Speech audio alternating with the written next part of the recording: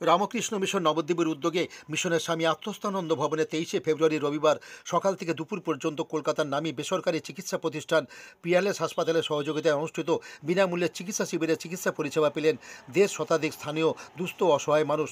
শিবিরে পরিষেবা দিলেন হৃদরোগ সাধারণ বিভাগ ও শিশুরোগ বিশেষজ্ঞ চিকিৎসকেরা।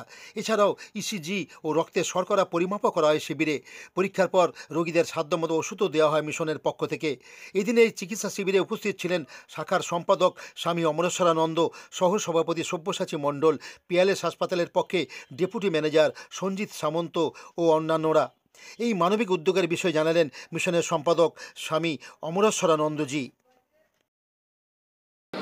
আজ 23শে ফেব্রুয়ারি 2025 সাল।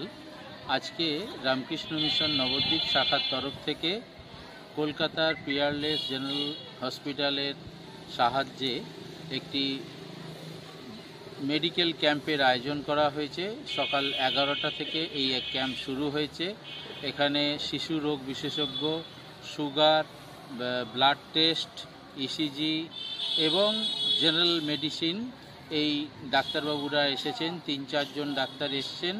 তারা আর্ত মানুষের চিকিৎসা করছেন এবং 2 জন নার্স তারাও এসেছেন তাদের কাজে সাহায্য করার জন্যে।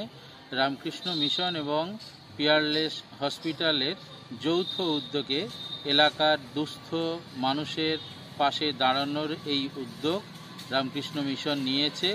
এই উদ্যোগে পিয়ারলেস আমাদের যেভাবে সাহায্য করেছে তাদেরকে আমরা ধন্যবাদ জানাই। আমরা আশা করব আগামী দিনেও এইভাবে পিয়ারলেস আমাদের পাশে দাঁড়িয়ে আর্ত মানুষ, দুস্থ মানুষের সেবায় তাদের সেবা যোগ যেন চালিয়ে যেতে পারে।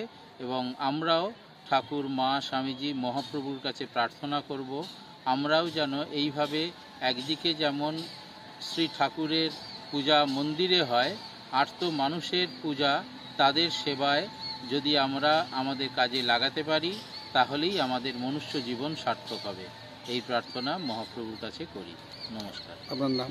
আমার নাম স্বামী অমরেশ্বরানন্দ, রামকৃষ্ণ মিশন নবদ্বীপ শাখা।